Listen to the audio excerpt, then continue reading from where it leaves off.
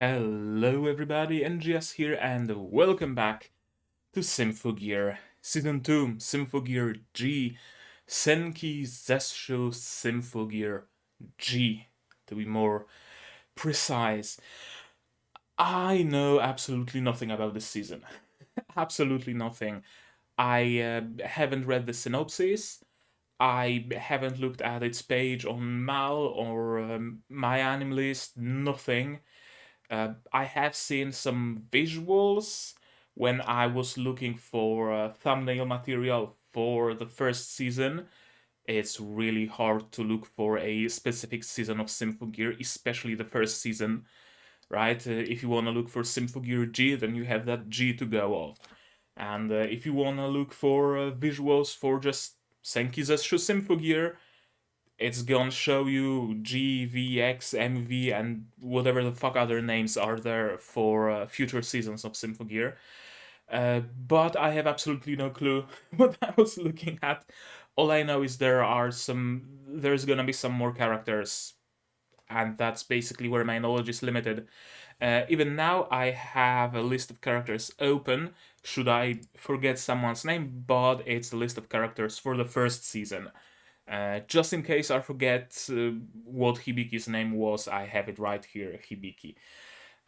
After some new characters appear, I might switch my list to Symphogear G's list. Maybe, I don't know, we'll see how easy or how hard their names will be to remember.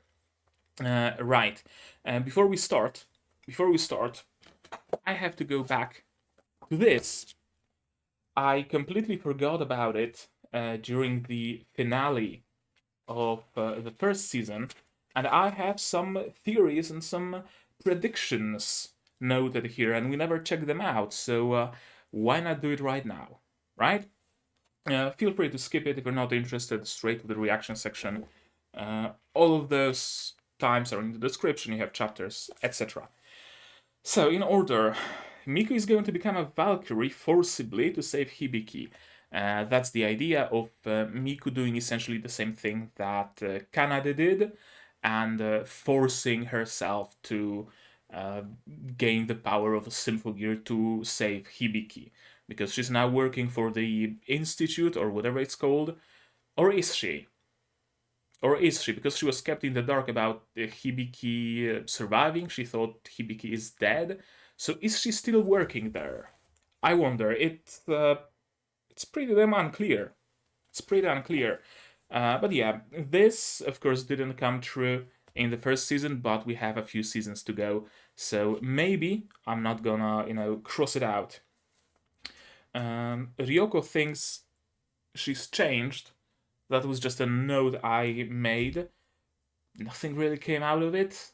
I don't think it did. Sure, she changed in the end, but it was very abrupt and without much lead up or lead in or whatever you want to call it. So I'm just gonna cross it out as irrelevant by now. Chris joins thanks to Miku. Did she? Not really. Did she join?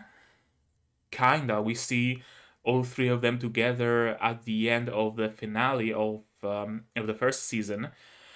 So I'm assuming she's officially a member of our group now, but I don't think she joined thanks to Miku. I think she joined thanks to Hibiki. So I'm gonna put an X next to it. Sure. Ryoko rejects Finé due to the pressure from the gang and becomes good. Kinda, I guess. I guess in the end she did become good. It was extremely out of nowhere, but I'm gonna put a little check mark next to it because I guess she did become good in the end. Ryoko wants Hibiki in exchange for Miku. Essentially, that was the idea, that Ryoko would kidnap Miku and she would want Hibiki to experiment on her and whatnot in exchange for Hibiki's freedom, for Miku's freedom. That, of course, did not come to pass. So, that's a summary done. And I'm gonna keep the notebook here in case something else worth noting down happens straight in the first episode. It's Symphogear. It very well might. I'm not sure if they're gonna hit us straight with relevant and strong stuff, or we're gonna just chill out for a moment and wait for the season to warm up a little bit. We'll see. I've absolutely no clue. Yeah, I guess all that's left is to watch it. It's really hard to make any predictions because the last season ended fairly conclusively, except we now know that the noise usually would go out and about like once a year or so, but Finé opened the gates of Babylon, and that is letting a lot of noise into the world. So I'm assuming the plot of this season might be journey to the gates of Babylon and an attempt to close them. That would be like the logical follow-up to what we learned about the noise. uh, there's also the matter of moon being shattered. Well, not really fully shattered, but a chunk of the moon being blown up. Yeah, that's all I have to say. So I'm gonna open myself a drink. This time it's not a tea, although I guess it's kind of tea. It's kombucha. It's kombucha with acai berries. I thought, we're starting a new episode, a new season of Symphogear. Let's celebrate a little bit with a nice fizzy drink for a change.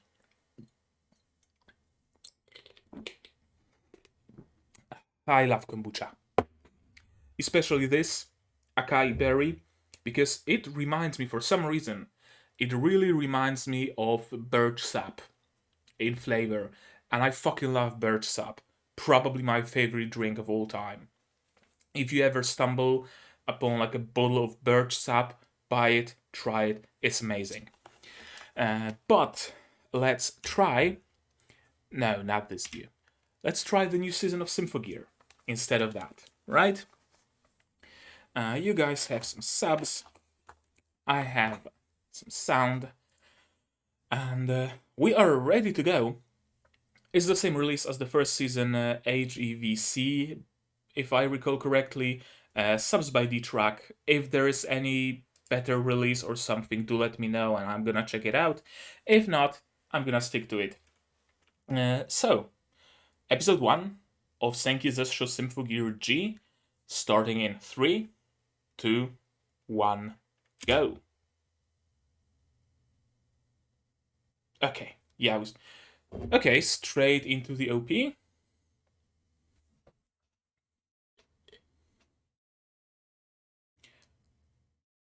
Or maybe not.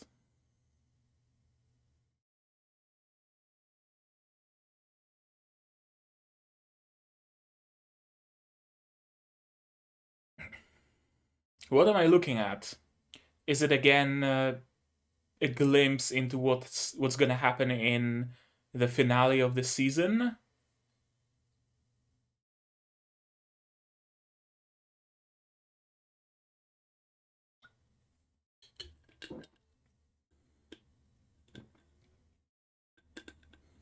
Or is it something that happened in the past? Seeing how there is a black and white filter over it?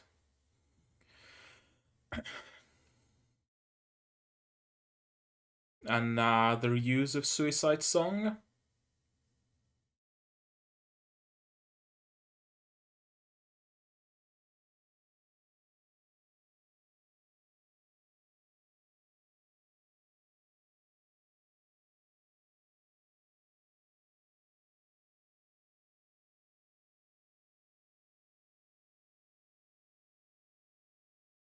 Okay, we haven't really even started yet, and my mind is already blown.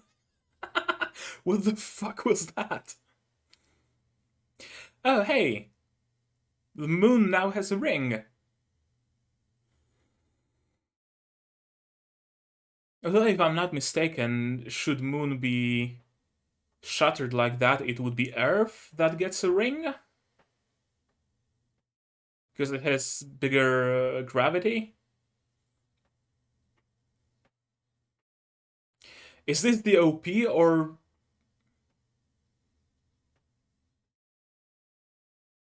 are we starting in medias res? And who is she? Okay, she's one of. Okay, Chris and Hibiki.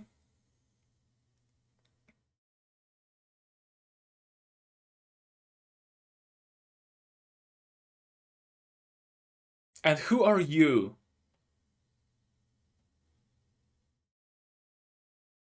Is she a new member of our team? Is she a new villain?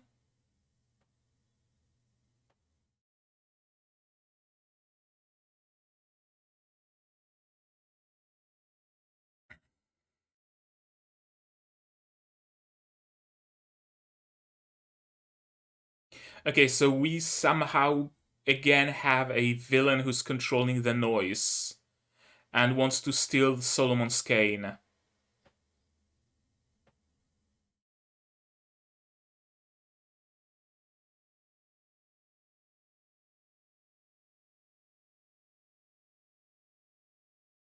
Okay.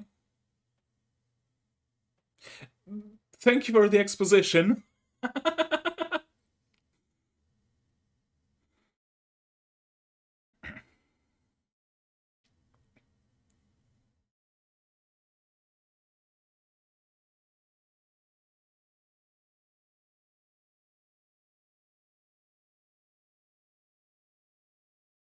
I mean, yeah, if anybody would know about it, it would be Chris. We don't have time for lewd unprotected hand-holding.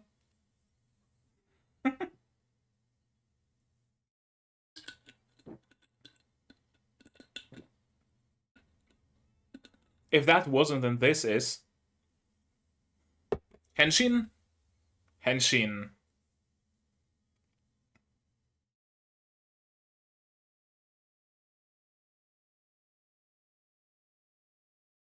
Is this new music? And a new Henshin sequence. Yep. Ooh. Oh, I like it. I love it.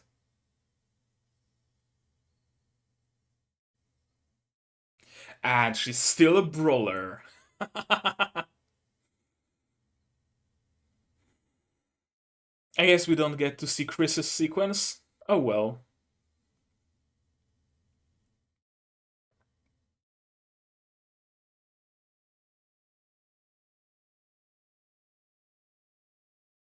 Babaka.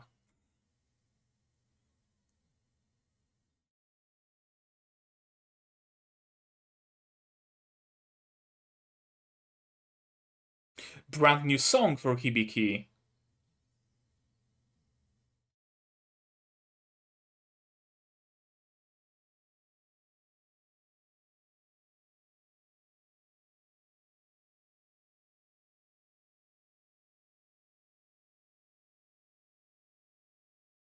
Okay. This episode really gets me hyped. Yeah.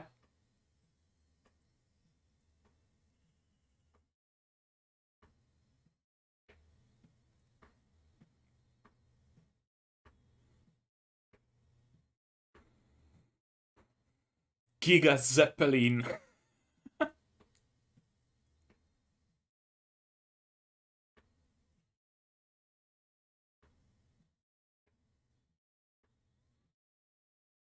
Megadeth Party.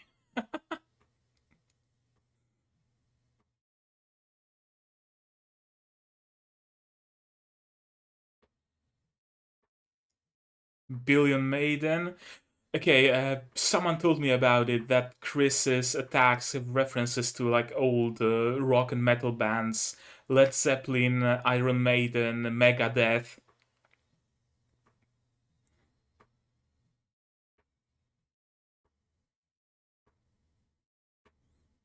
Ooh, Steam release. I'm a sucker for that.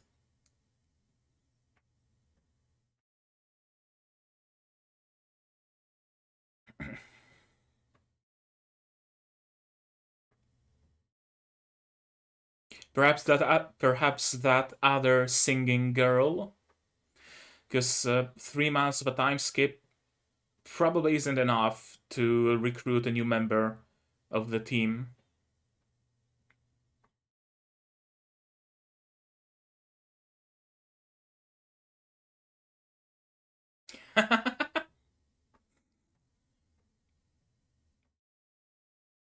Hibiki's just using sheer force to get out of trouble. I love it.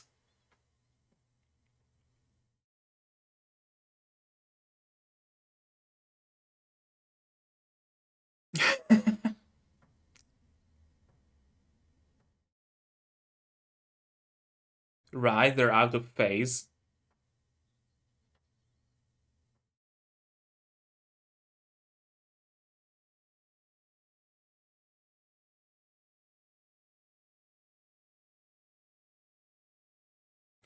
Okay, Hibiki's gonna hide inside.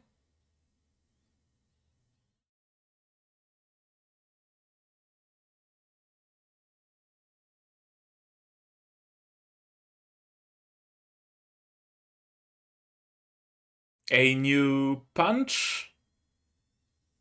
Rocket punch. And brass knuckles. Okay, that's a new move. And I love it. That's a step up over the spring-loaded punch. A rocket punch.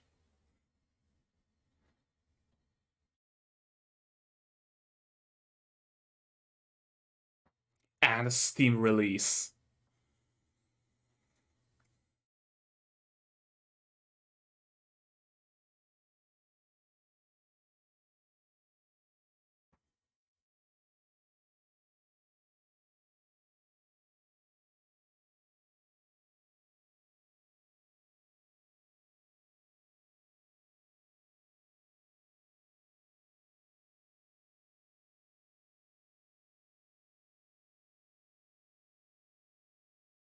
Heroes of the Lunar Attack.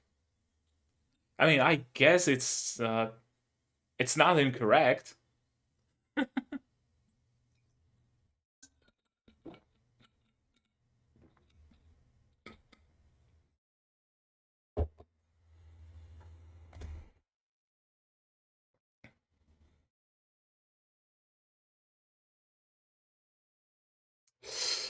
Uh, is he gonna become a villain? Or is he already a villain?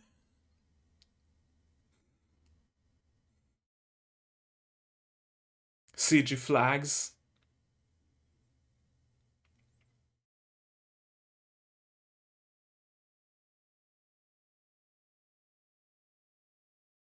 Okay, Tsubasa has a concert.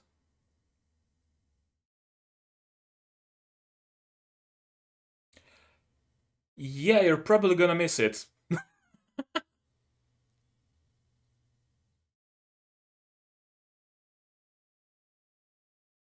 I like how the noise now actually looks like it's out of phase with reality.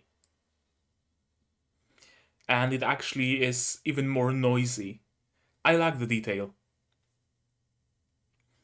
I wasn't a huge fan of how the noise looked in the previous season. Now it's much better.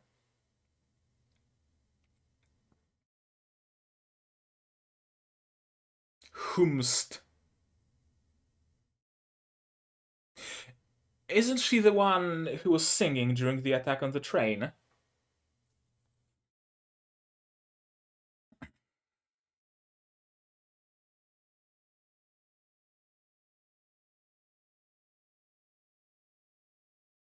Okay, so she is a villain and she can control the noise. If not her, then her mom can. Question is, when is she joining us?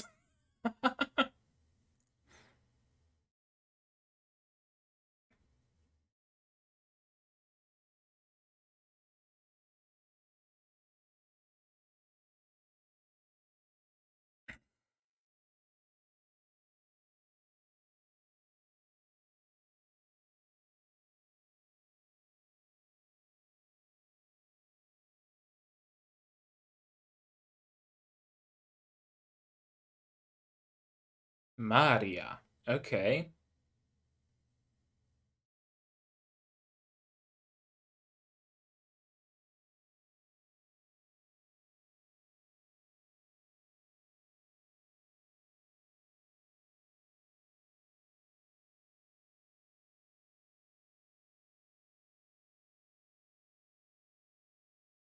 Tsubasa has a new hair accessory?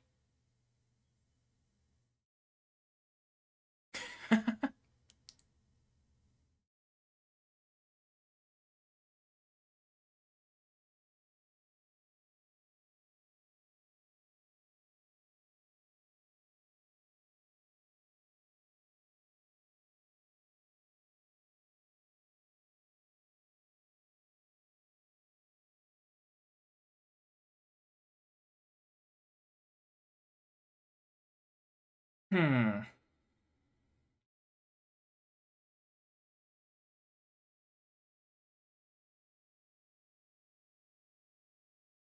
Okay, so that's the mother. Civis pacem para bellum. Yeah, if we want peace, prepare for war.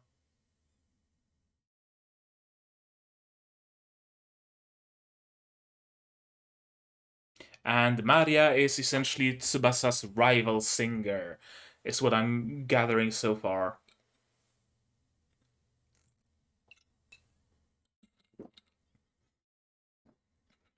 And of course, she's also a Valkyrie who's evil because some people just work with noise for some reason.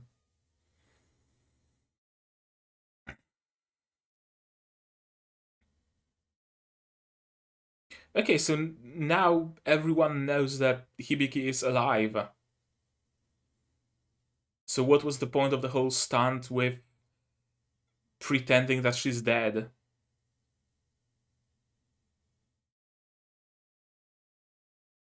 Queens of Music. A duet?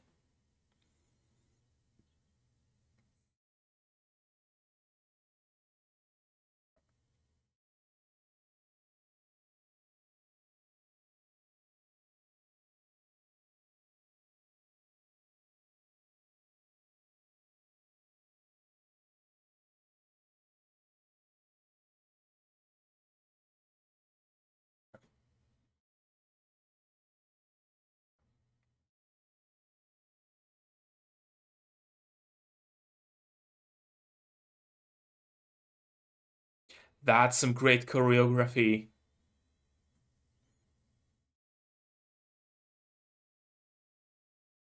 Oh yeah, they stepped up their game. They really did.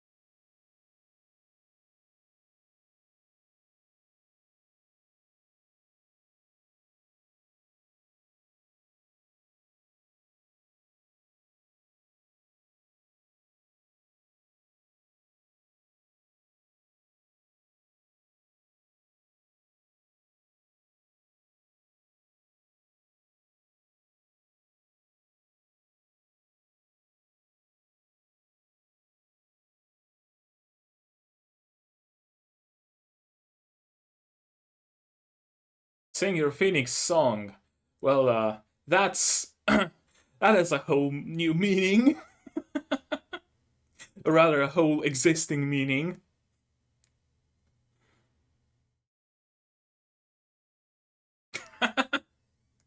She's excited, isn't she?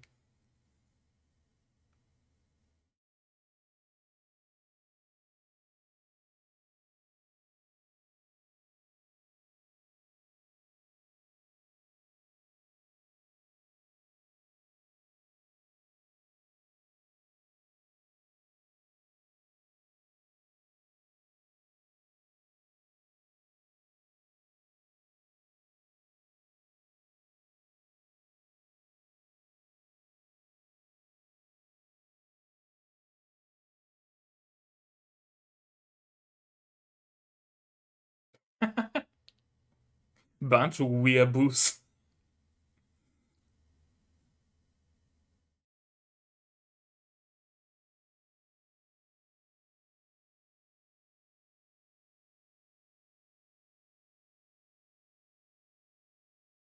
You're gonna meet on the battlefield soon enough.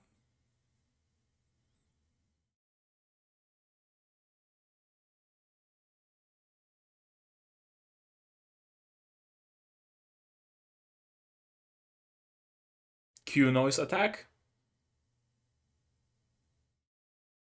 Q noise attack.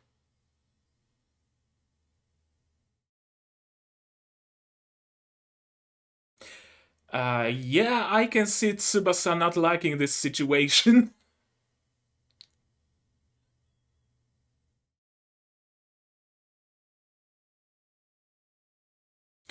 It's kinda hard to not panic.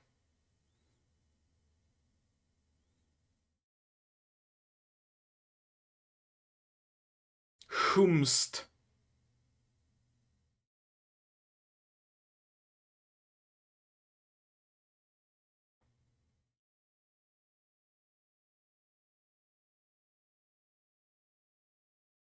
Okay, what's the deal with Maria and her mother?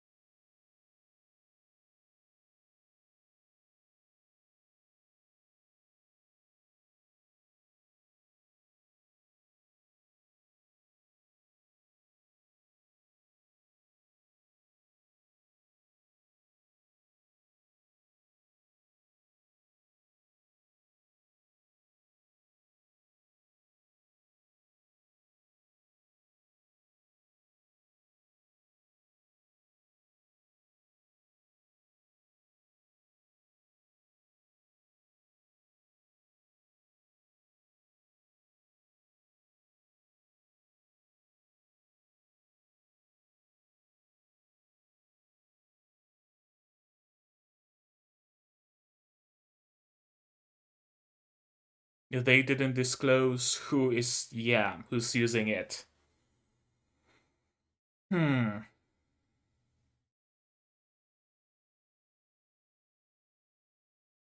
That's a microphone.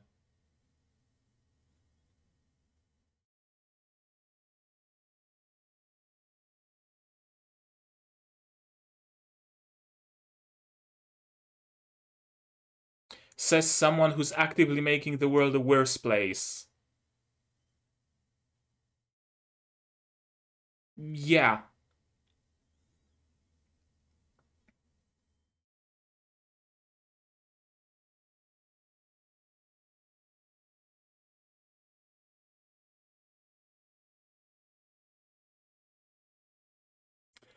Okay.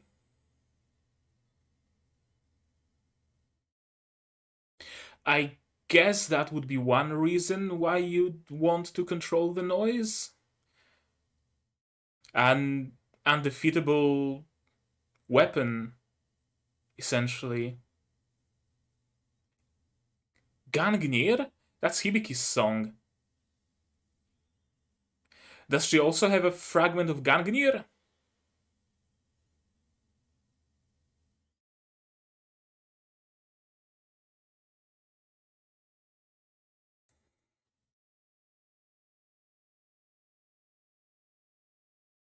Ah, yes, Nega Hibiki.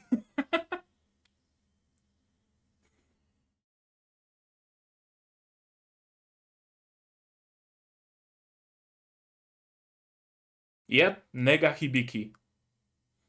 How though? Did they manage to somehow recover a part of Gangnir? Or is it like an artificial Symphogear?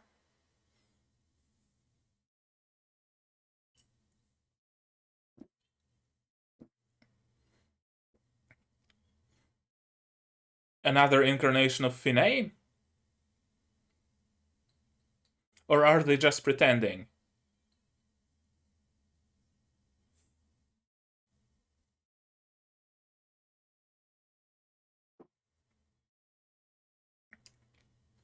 Well, that's one hell of a start of a season. uh, can't believe it's already been 22 minutes. How the time flies.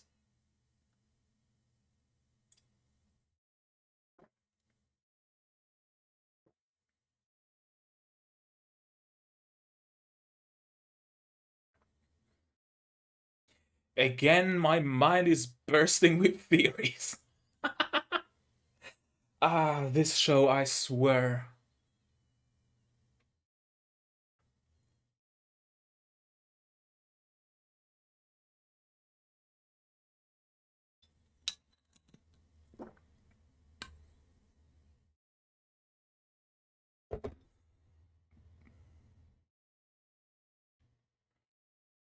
Hmm.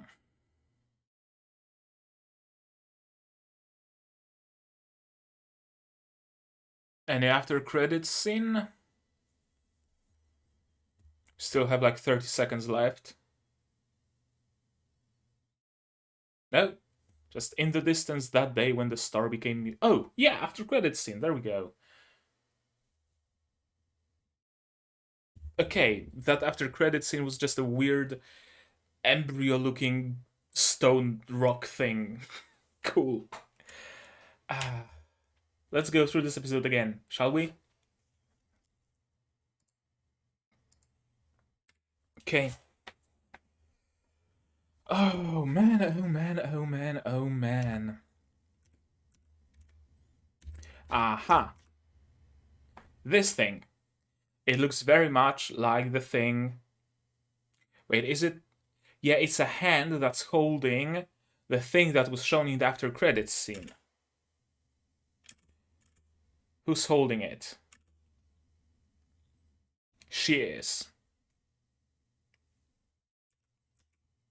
The one who's singing the suicide song. And this is Maria. You can tell by the hairstyle.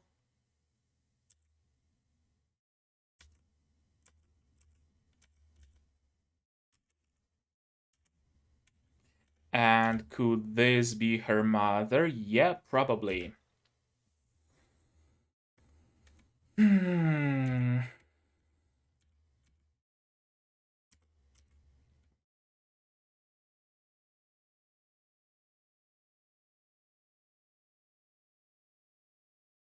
I've got nothing.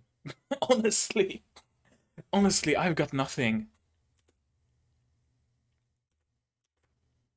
Maria witnessed this girl sing her suicide song while holding the rock embryo looking thing.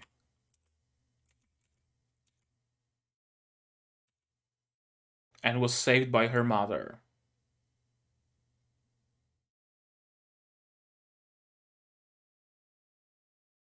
And I have no clue what significance it has.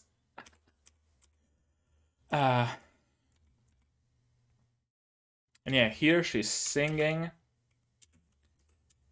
But still tomorrow remains. Nothing but shadows now. Open your eyes to a brand new nightmare. Light wakes us all. What does the future hold? When will a new sun rise? How many dreams must die? Stand on hallowed ground, reflect inside. Stand up, come on, let's go now, I will fly. A classic villain song, essentially. Not really, but it is a villain song in this context. And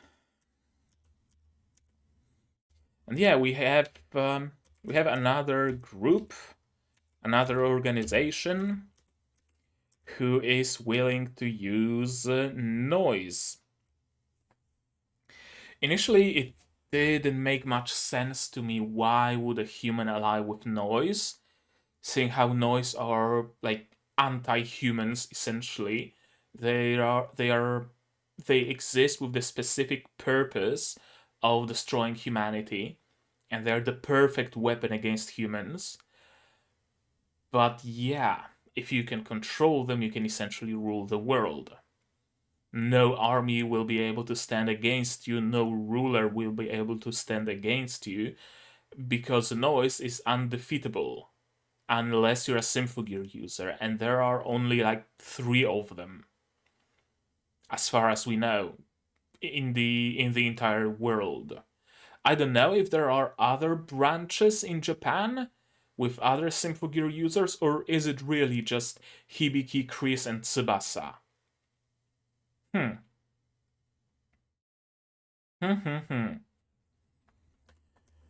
uh, I love this brand new henshin scene, especially this. I'm a huge sucker for like mechanical transformation kind of scenes.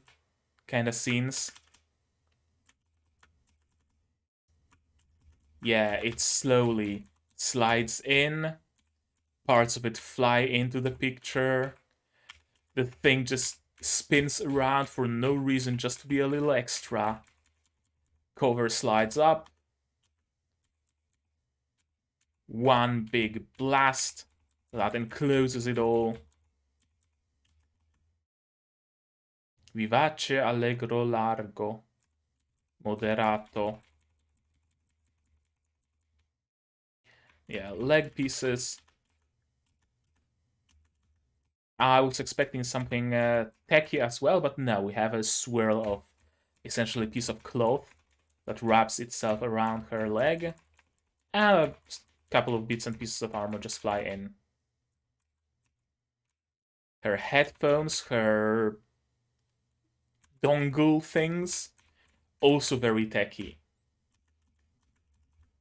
Yeah, they also open up, join up, big flash of light, and it's now all merged all together. She achieved her, not her final form, but her henshin. Bits and pieces are still unfolding, unfurling, expanding, extending. And here she is in all of her glory. Did she have this cape-looking thing in Season 1? I'm not sure. For a moment, I wanted to call it a Sayandana, because it's essentially a Sayandana from Warframe. This thing on her chest. Yeah, big punch. I really like the fact that Hibiki is still very much a brawler. That she didn't just magically gain access to Gungnir, or that they didn't give her a weapon, maybe Durandal or something. No, she's a brawler the way she always was. Still. Okay, what were they talking about? Something is a work in progress. I must have missed it.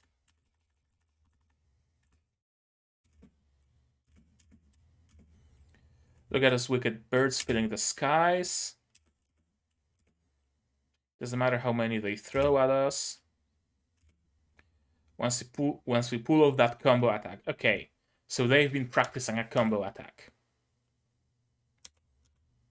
Interesting.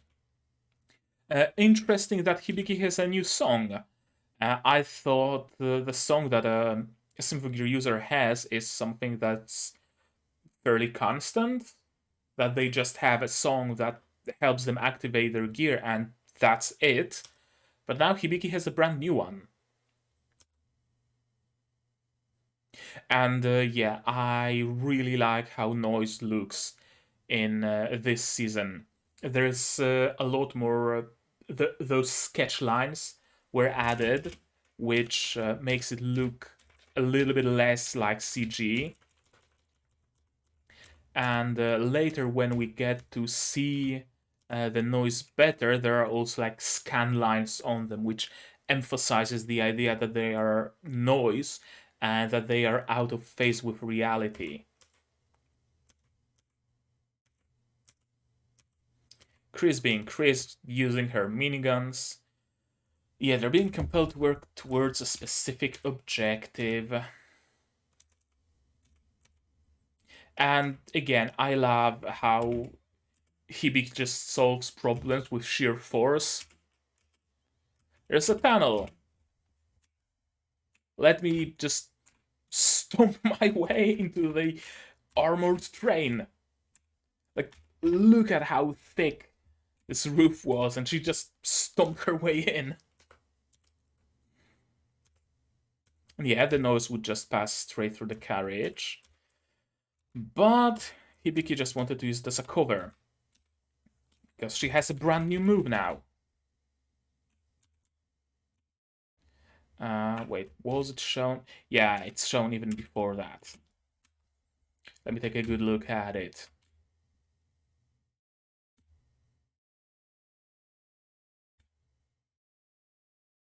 I love the silhouette, by the way.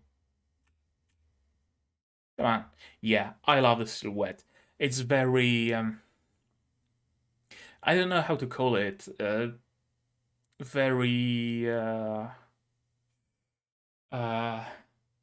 very shonen battle anime kind of thing. You know, when you have like shonen protagonists and they always have a scarf that acts completely against gravity. It really reminds me of that, and I really like it. And she had the time to practice her punches and evolve her gear. She used to have only like a sling, like a spring-loaded punch, essentially. Now she's using rocket thrusters. For a moment, I thought she's doing some sort of like Gomu Gomu attack, or her fist will just detach and fly with it, but no, it's just the camera angle. Thrusters engaged. Brass knuckles engaged. I love those little details. How this part is sliding out and the other part is sliding in. I really like the mechanical design of her Symphogear.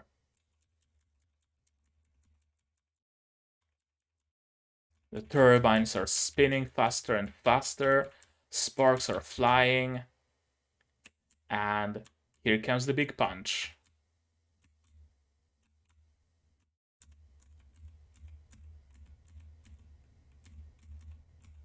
Connection, impact frame, lots of blur, lots of spinning, lots of electricity, and boom.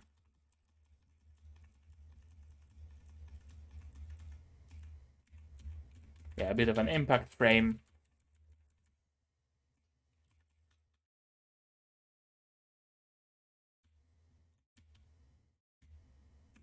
Okay, let's not dwell on it.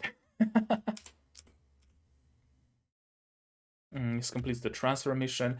Why did they transfer the cane again? To be studied, I guess?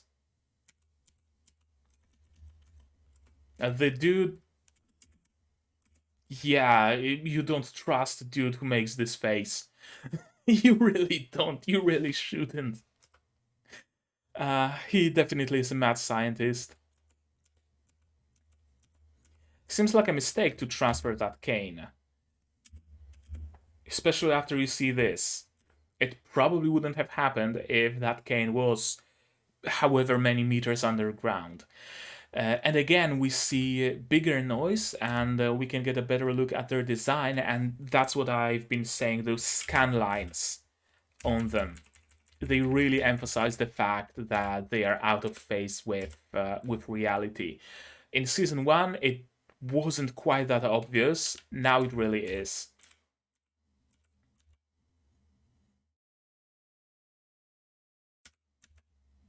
I like that her phone actually has numbers on it. Solomon's cane is gone. Yeah, what's their deal? That's the rock embryo looking thing. I thought they might be wanting to like awaken it, that it might be another Symphogear, and that's why Maria gave the whole concert. Maybe that's still the case, I'm not sure. Also, I thought she has a fancy chair, but I think it's like a self-driving wheelchair, which checks out. When she was rescuing Maria, she was crushed by some rubble. Si vis pacem para Bellum. Diva Maria. She only just made it onto the US charts a few months ago. Makes me think there might be some shenanigans going on. And I love how excited she is. Her hands and the glow sticks are animated on ones. Not even on twos, they're animated on ones.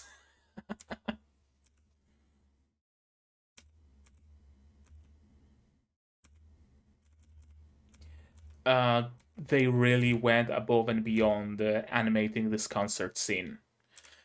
The concert in season 1 looked decently okay. This is far beyond what was in season 1. It really is. I can see what people meant when they said that episode 1 comparatively didn't have as much budget as further seasons, and the further the series goes, the better the animation, the better the art, the better the quality, and the more the budget they have, essentially. You can really see it.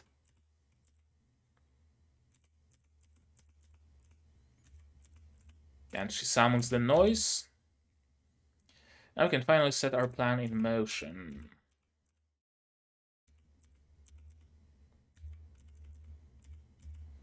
Tsubasa cannot henshin, cannot reveal her identity. That's always a bummer. And her goal is... Ah, no. She revealed her goal earlier. Yeah, we hold dominion over the noise, and thus we hold dominion over the world.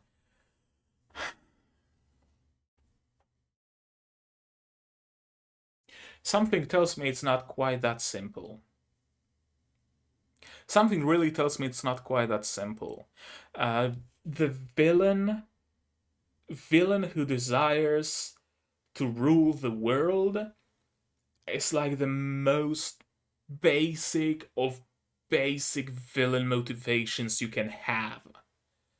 Right? You give a notebook to a 10-year-old, you tell them to write a story with a villain, their villain just wants to rule the world. That's the most bog standard thing. And Symphogear really doesn't strike me as a show that would use this simple of a villain. Even Finé's motivations were deeper. Ultimately, they were pretty damn stupid because her motivations were essentially, oh no, the god rejected my love, so now I want God to love me again. Which is just plain stupid, but they were at least a little bit deeper and a little bit more personal.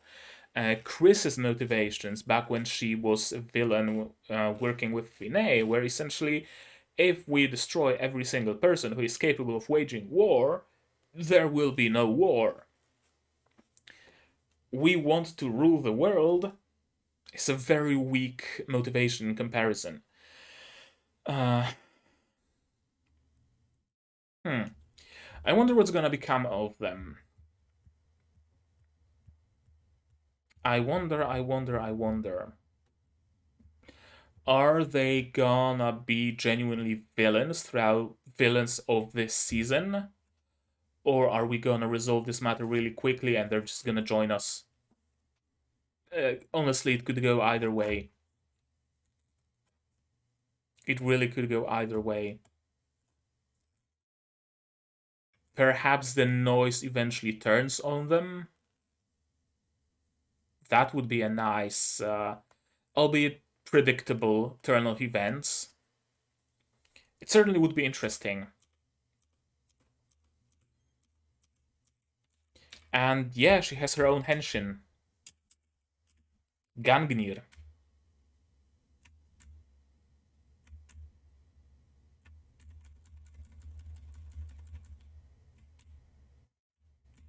Again, mechanical mechanical design. Again, the rotating, spinning thing. The cover comes in, but kind of interesting because in Hibiki's gloves, gauntlets, the cover comes in from elbow towards the wrist, and here it comes from wrist towards the elbow. I don't know if it's like made on purpose to reinforce her Gangnir being the inverse of Hibiki's Gangnir, or is it just a thing they did and I'm giving it way too much meaning than it actually has?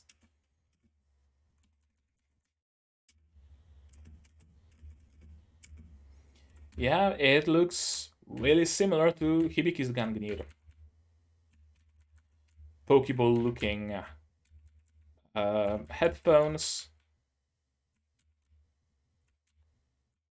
stubby things on her head, horns, and a cape instead of a Sayandana.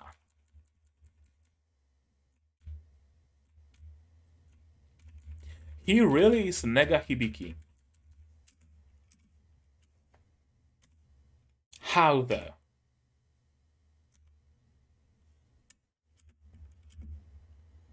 We are Finé, we are the ones named the End. Uh, she's just pretending to be Finé. Calling it now. Maria pretends to be Finé. Calling it now because Finé is it's a reincarnation, and she died and became reincarnated like 3 months ago. And Maria isn't 3 months old, so she can't be a reincarnation of Finé. Question is, where did she even hear about Finé?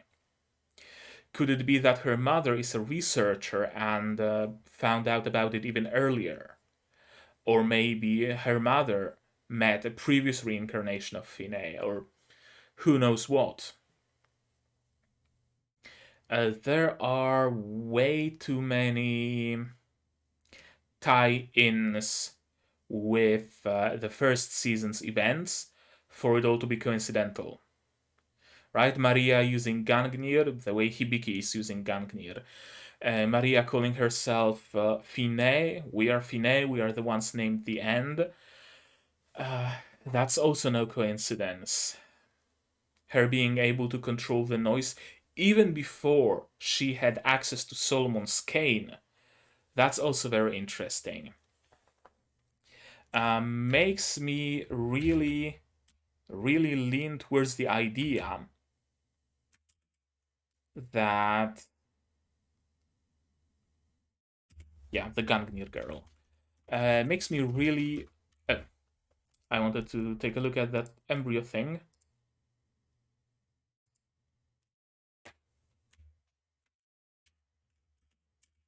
Yeah, there we go. The eyes are glowing now.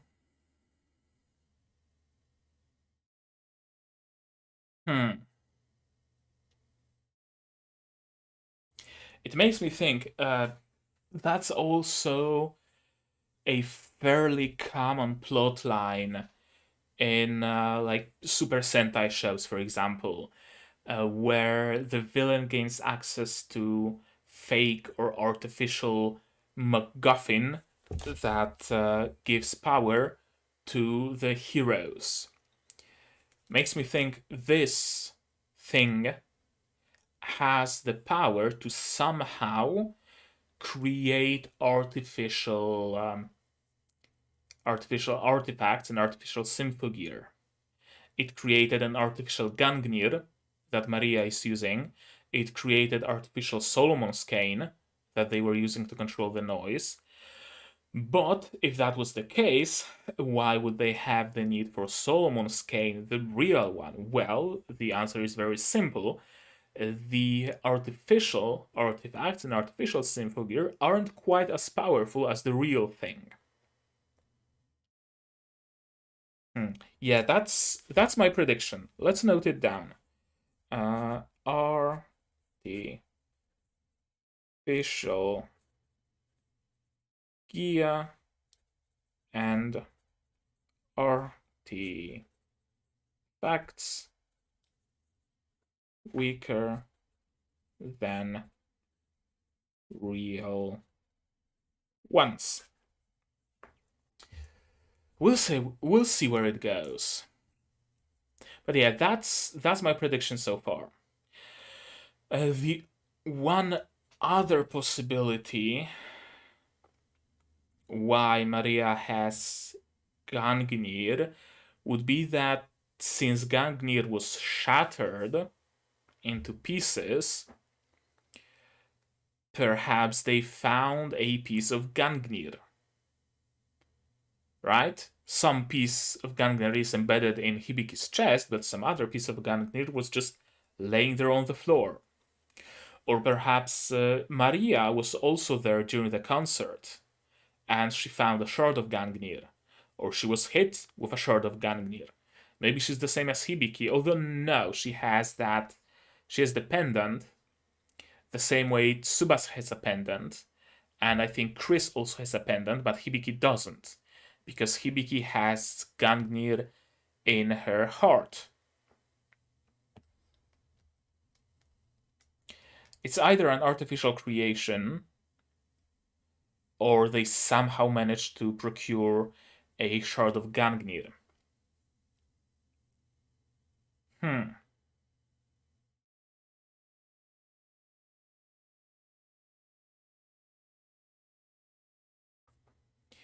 I think I'm more leaning towards the theory with artificial Symphogears, artificial artifacts.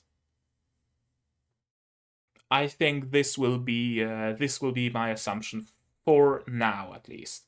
If there's some evidence that it's not the case, I will of course revise my theory. But as of yet, it's probably the best I have. That Maria and Maria's mother are able to create artificial Symphogear. Another theory. Another theory I had for a moment is that it might be an illusion, that it's really not a working and actually powerful Gangnir. It just looks like Gangnir. But then how would they have the power of the noise even before acquiring Solomon's cane? Right? If they had an illusion of Solomon's cane, I doubt it would actually work on noise. So it's probably artificial artifacts and artificial Symphogear. Now, as far as their goals go, their stated goal is to rule the world, but as I mentioned, it can't be that simple.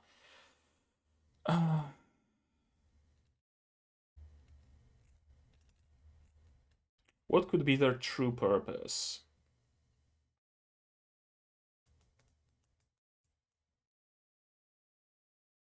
Yeah, I'm blanking here. I have no clue. I know that the first scene before even the episode started in full, the black and white scene, certainly has some significance because this thing was there. Maria was there. Maria's mother was there. And there was someone wearing a Symphogear. What was that Symphogear, though? Can I possibly recognize it?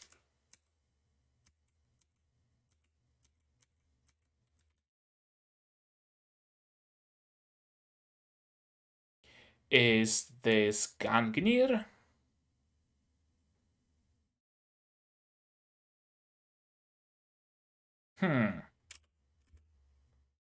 It has the headphones, but then again, from what I'm seeing, Tsubasa also has headphones. Could it be whatever is the name of Tsubasa's Symphogear?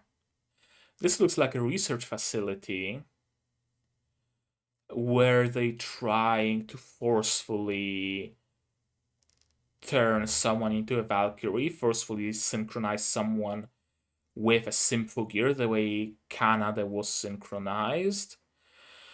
Or could it be that it's a facility not in Japan but in the US or something, and they were also experimenting with like Babylonian and Sumerian artifacts independently from Japan, or perhaps using some knowledge they got from their spy agencies, for example, and it really went awry. That could explain. Yeah, she's holding the rock embryo thing. Could it be that they really were experimenting with using this thing to give people a copy of an existing Symphogear? She got a copy of Tsubasa's Symphogear, but couldn't bear it and just sang a suicide song, went mad and went out.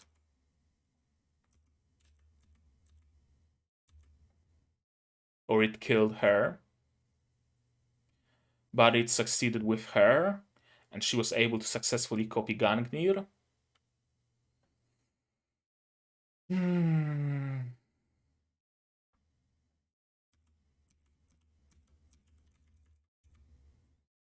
The apple crashed down on the ground. Where's my home? Then the stars kissed and the songs fell asleep. And the Lulu Amel could smile forever. Lulu Amel, I remember it. But I don't remember what it means. So let me look it up real quick. Lulu Amel.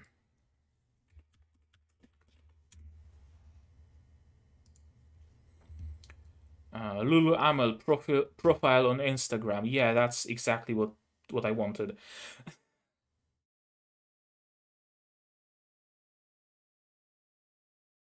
There's a result from Symphogear wiki, but I'm not gonna look at it because that is, I'm assuming, spoilers. There's nothing on like Wikipedia or a Sumerian dictionary or anything like that. So I'm assuming we aren't meant to know what it means quite yet. So I'm not gonna try to find out. The Lulu Amel. The apple floated in a big broad sky. The apple crashed on the ground, and the Lulu Amel could smile forever. Then the stars kissed, and the songs fell asleep. Where's my home? The apple crashed down on the ground. The apple floated in the big broad sky.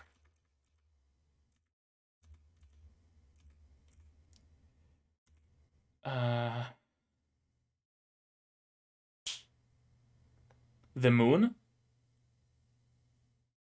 Is the apple the moon? The apple floated in a big broad sky. Then the apple crashed down on the ground. The moon crashing, the moon being destroyed, would lift the curse from humanity, at least according to Finé.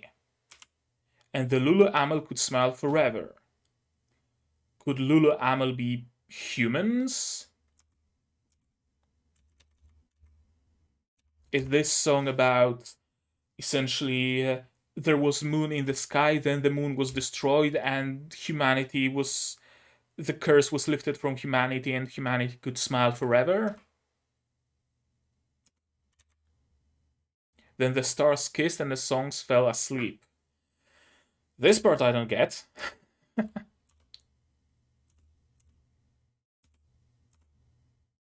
Huh.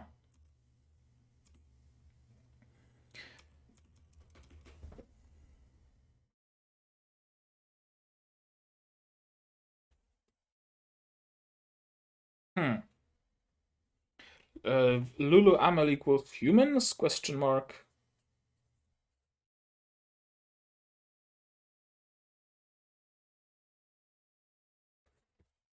Okay, let's take a note of it. I'm taking notes, might as well. Uh, yeah, I think we should just go to this view and uh,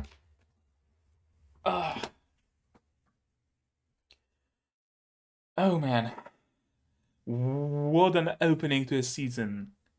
Really, I thought we're gonna start it slowly, at least a little bit, but no, we're just thrown in medias res. We start with a cryptic black and white scene, then we're going to a noise attack, noise that is controlled. Then we get to meet our brand new villains. Initially, I thought that Maria is going to be joining us. She's maybe a new recruit. Maybe the time skip was longer than 3 months. Maybe she was sent here from American branch or something because Japan revealed the program, so America sent one of theirs to take part in it in this program or something.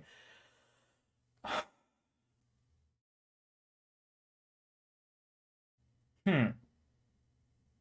Yeah, but it turns out she's just a villain, and we again have villains that can control the noise.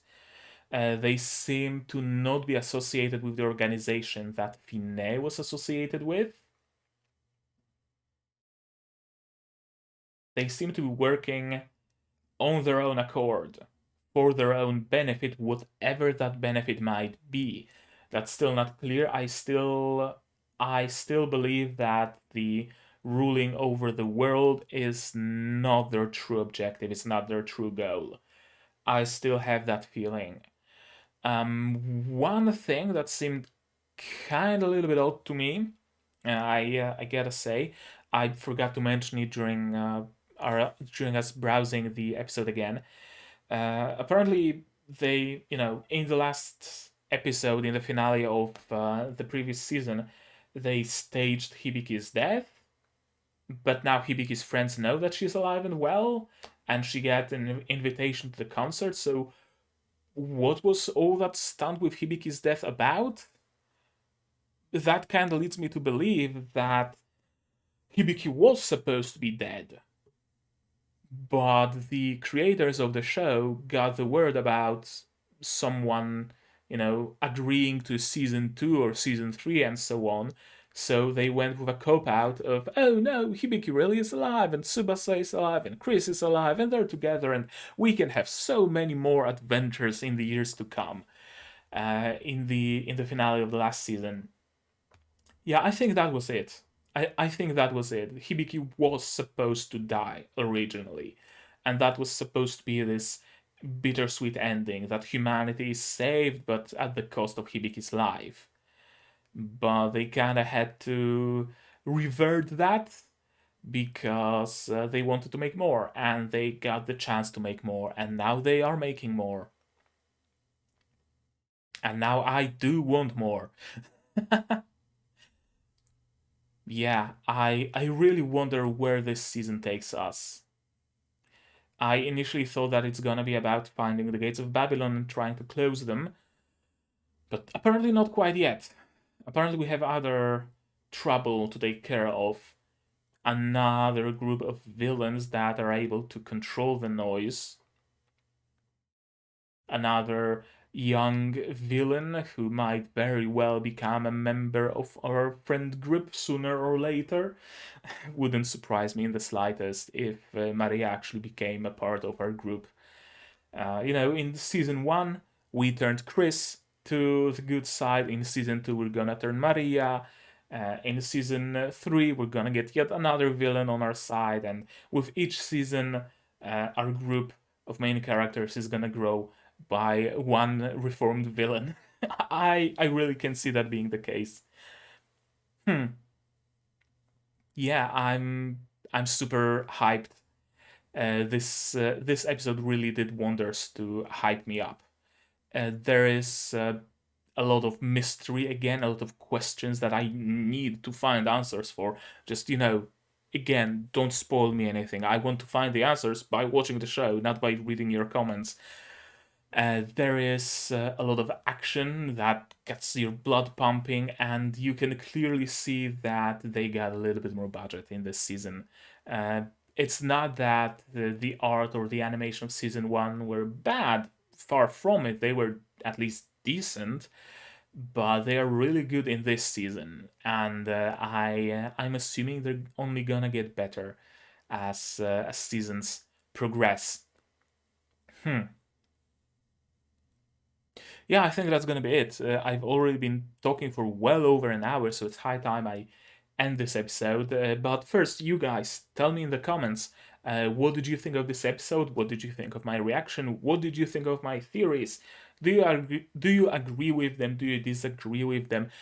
Did I maybe miss some details in this episode? If so, then let me know. As long as, again, no spoilers, please.